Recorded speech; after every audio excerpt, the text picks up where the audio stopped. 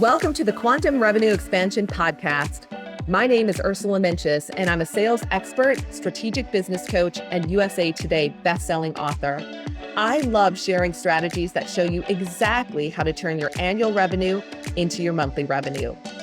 If you're looking to take a quantum leap in your revenue or sales, your team, your productivity, your success, and your life, then you are meant to be here. My goal in every episode is to help you take your belief that it's possible to 2x or 10x your revenue while working way less to knowing that it is happening right now. Hi, everybody, and welcome back to Quantum Revenue Expansion, where we talk about turning your annual income into your monthly income. I'm your host, Ursula, and it's just me today. It's a solo show. Super excited to be hanging out with you, and just want to give a shout out to Patrick, who's one of our loyal listeners and commenters on YouTube. Patrick, we love you. Thanks for listening. He's just regularly commenting. So for others of you, I just invite you to make some comments or leave us a review. Let us know if the show is helping you. I thank you for that in advance, and definitely sharing the show with people around you who it can help. Can make a big difference in their lives. So thank you for considering doing that as well. Well, 2025, we've hit the ground running, got shows happening every week again. That's, my continued commitment to our loyal listeners like all of you. And today, we're kind of taking a spin off of what I've been talking about this month in terms of having a sales script and the power of that. I just taught Nail Your Sales Script earlier in the month and had phenomenal feedback from our attendees. And so today I wanted to talk about how many times you need to follow up. And really the question, how many times do I need to follow up, right? How many times do I need to follow up with a prospective client? And we're going to talk about that because there's a lot of myths around that. There's a lot of limiting beliefs around it. And I also know that this area keeps business owners stuck, salespeople stuck, can keep you stuck for a long time at a certain income ceiling, okay? Because this one limiting belief of I don't think I should follow up, or how many times I should follow up, is pervasive. So we're going to talk about that today.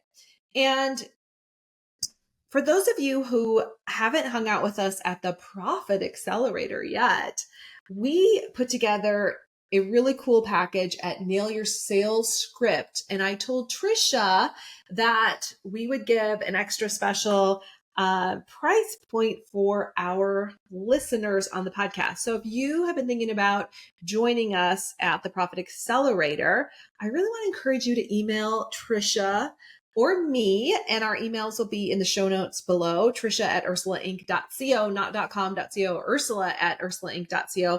And just in the subject line, just say Profit Accelerator podcast, and we'll get you that super cool package. You will love it. And it ties to what we're going to talk about today, because one of the bonuses we included has to do with getting your sales script written for you in conjunction with me and this cool program that we developed. So that's what I'm going to say about that. So if you have interest, we can get you all the details. We'd love to have you join us. There's a class at the end of January, and then the next one won't be until March. So if you want to come and play, actually, what day is it? It's January the 29th. So definitely email us and we'll get that information to you.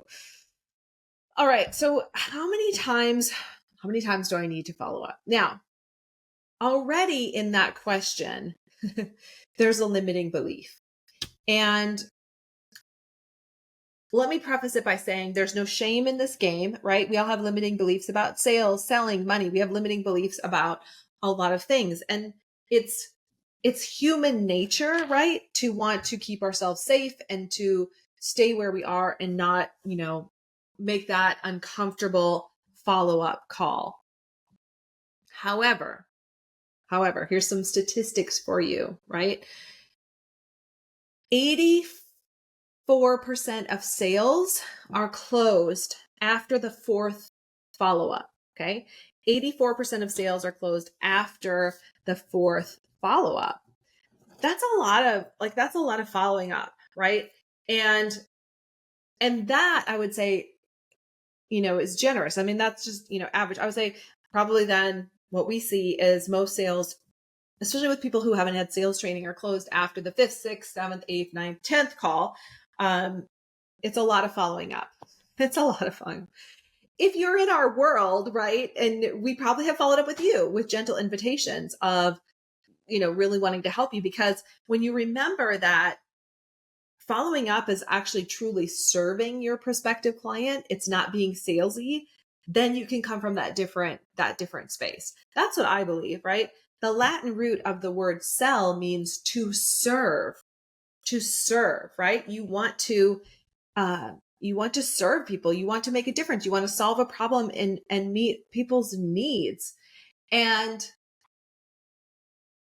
we aren't truly serving if we're not following up. And yet for a lot of people, this sounds very foreign. It's like, really? I'm supposed to follow up? Yes. Now, in an ideal world, you wouldn't have to really follow up if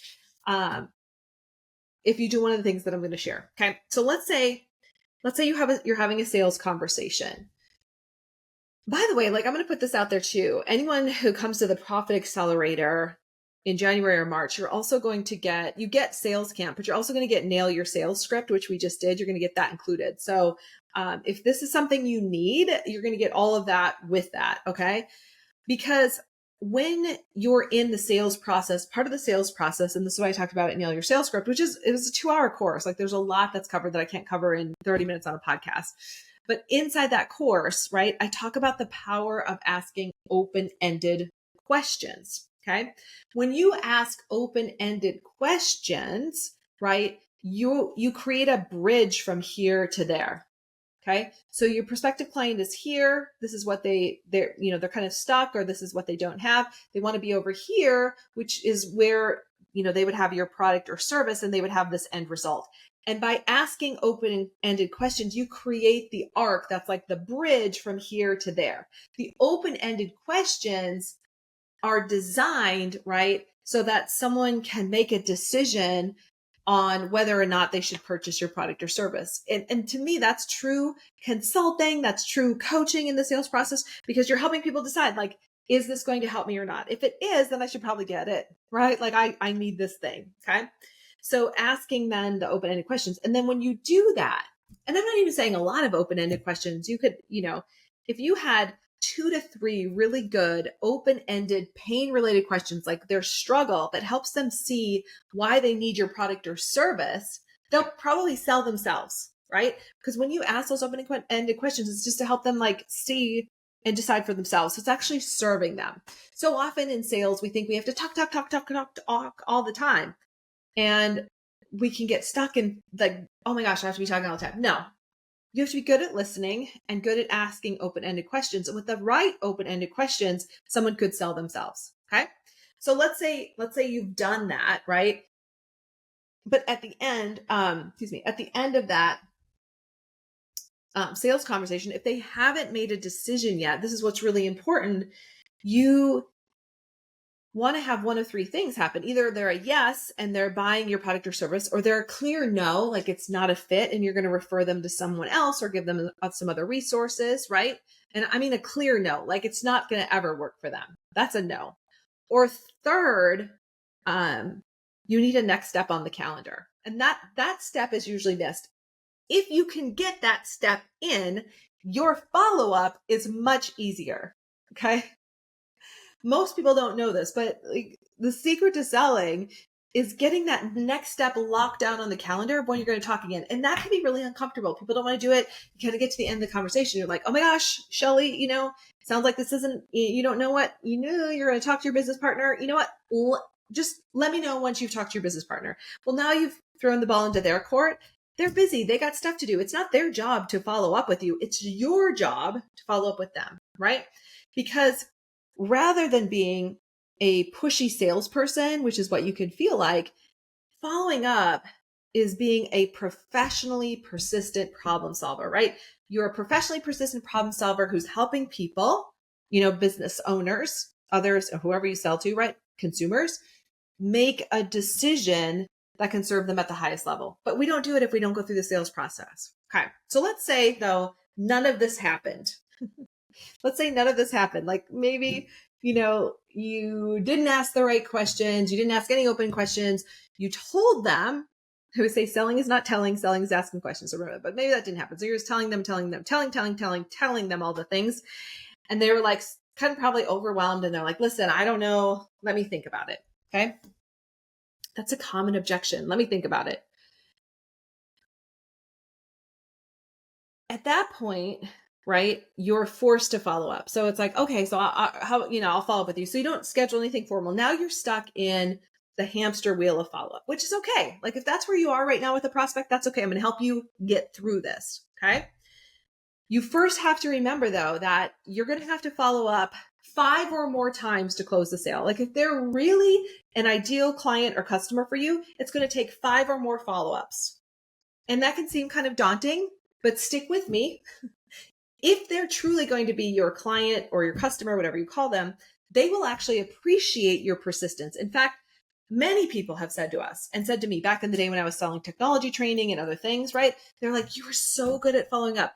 Thank you for following up. I actually feel like you cared about me. I actually feel like you wanted to make a difference for me, right? Like there's all this like caring in like they feel cared about.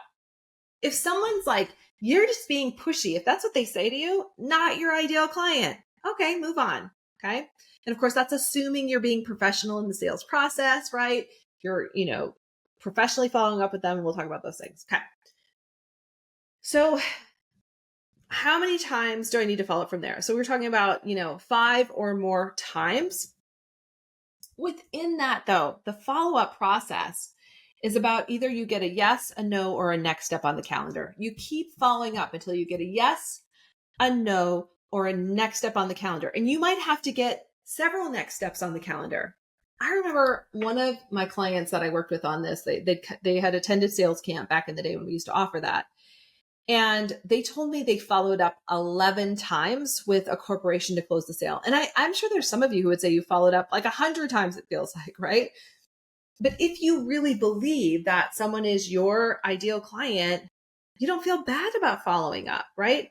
It's not a terrible thing. And so I just want to encourage you today that if you have prospective clients or customers who are out in the world, who have not said yes yet, and they've not said no, right? There's still potential there. And one cool activity you could do is to actually make a list of all those people, all those contacts, right? And make a commitment to yourself to follow up with them in the next couple of days. Because that's the other question people ask me is like, how soon after we meet should I follow up? You want to know my answer? My answer is right now. Right now. See, here's the thing. Your top 10% of salespeople who close the most sales in the world, there's your top 10%, more than your top 20%, your top 10%. There's like your rainmakers, which you can become. Okay. They don't sit there and think to themselves, I wonder if I should follow up with Shelly. When should I follow up with Shelly? They follow up with Shelly until Shelly gives them a yes, no, or a next step on the calendar. I've worked with top sales reps. Okay. And as you're a business person, you can act as a top sales rep just by doing this, right? You're following up professionally, but you're following up until you get a yes, no, or a next step on the calendar. And that could mean you call someone a couple times in the same day. Again, this is being very professional. All right. Like you might be, I don't know why I'm waving my finger. Sorry about that.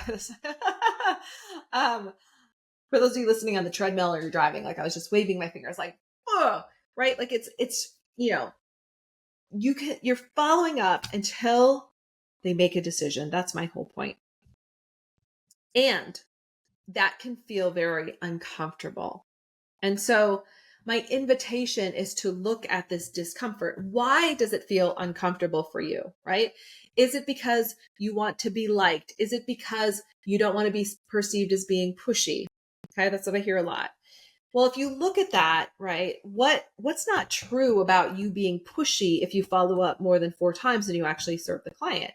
Well, you're serving at the highest level. You're trying to make a difference, right? You're connecting with them. You're supporting them. Like none of that's being pushy. They get to decide right?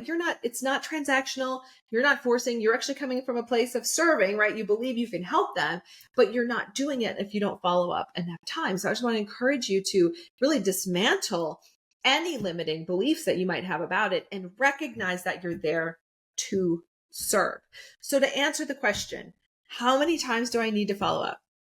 Until you get a yes, a no, or a next step on the calendar, until you get a yes, a no, or a next step on the calendar. And you keep doing that until finally you either get the yes or the no, right? And a no still means you've served them at the highest level. In fact, we celebrate no's. It's like someone says no, okay, we've helped them make a decision, right?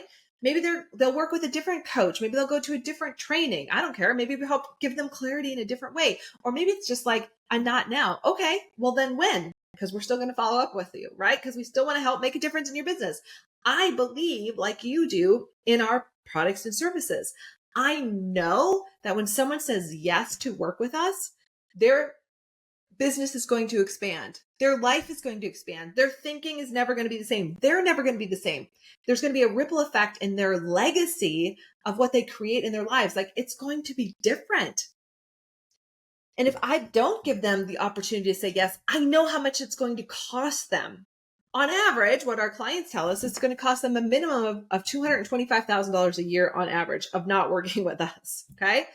For others, it would have cost them a 7-figure business, right?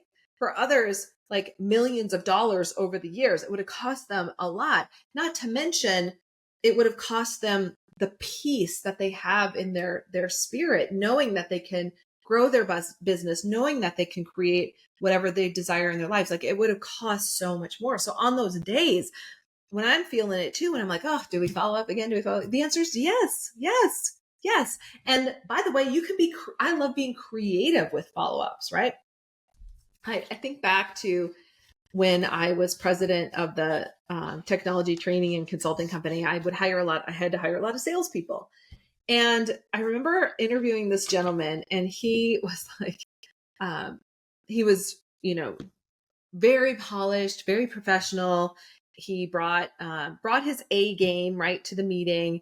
And, I was super interested in hiring him, but I always, like, my big tell, so to speak, was how salespeople after an interview, how did they follow up with me afterwards? I was always looking at that, right? Like, did they send a thank you note? What did they do? Like, if you didn't send a thank you email to me, like immediately after, you were a no, because I knew that's how you would be with our clients. You wouldn't go above and beyond. So anyway, like, this guy sent me this really nice email right away. And then he sent me this package that had a handwritten note in it, which got extra points. And I love this. He had a chocolate foot. Okay. He sent me a chocolate foot, which I couldn't eat because that kind of grossed me out. But the idea behind it was really good. He said, I can't wait to get my foot in the door. And that's what we talk about in sales all the time, right? Sometimes you just got to get your foot in the door. I thought it was clever. It caught my attention. I was kind of blown away. I think by the time I went to hire him, I don't even think he was available. He never worked for us, but it was more on us because I didn't follow up with him fast enough as a sales rep to hire him. However, I told him later, I was like, it was one of the best interviews ever. Like, you totally nailed it, right? And he was willing to be creative in the follow-up. And we've sent all kinds of things, right? Like, books, some of my books, we've sent, journals, notebooks, mugs, anything to just say, hey, we really loved meeting you and we think we can help you. We'd love to work together, right? Sometimes we followed up 10 or more times, like whatever it takes. So here's my takeaway for you, like what I want to give to you to take away, I should say. And my recommended action items is to go back through your email, go back through, if you have a work in progress report or a place that your sales pipeline, look in your CRM and come up with a list of 20 people that never said yes, maybe in the last 12 months, that could still be a prospective client or customer for you. And I'm going to invite you to reset with them. So if it's been a minute, you can still reset. You want to reset the appointment. So rather than just trying to close over an email or just making a call, instead reach out and reset that appointment. And then you start the whole process over. So, either online, like a Zoom call or an in-person appointment. And then at that appointment, you either get a yes, no, or a next step. And then remember from there, the ticker starts again. So it's like, 5 or more follow-ups probably until you close that sale, but you're moving it forward. You're moving it forward. You're moving it forward. Okay. You've got this. I hope this was helpful. Again, if you want to come out and hang out with us at the Profit Accelerator, I'm also going to include Nail Your Sales Script. You get Sales Camp, and I'm going to help you create a custom script. So if that's of interest, email me at ursula@ursulainc.co or email Trisha. And that's for podcast listeners only. We're putting this little package together for you because you are a loyal listener. So I guarantee you, just do it. You'll be so glad you reached out to us. I'm not going to tell you about anything else or what's in the package or what it all means. Reach out to us, and I think you'll be pleasantly surprised. All right, everybody, that's it for this week. Cheers to following up 5 or more times and closing as many sales as you can in 2025. We'll see you next week. Thank you so much for tuning into today's episode. If you loved what you heard, be sure to leave a review on iTunes so I know what you like and can create content that guides you to up-level your business even more. If you want more strategic business tips, follow me on social media. You'll find me on Instagram, Facebook, TikTok, YouTube, and LinkedIn, and you can visit my website at www.ursulainc.co. I love being on this journey with you and can't wait to connect with you on the next episode. In the meantime, make this your most epic month yet.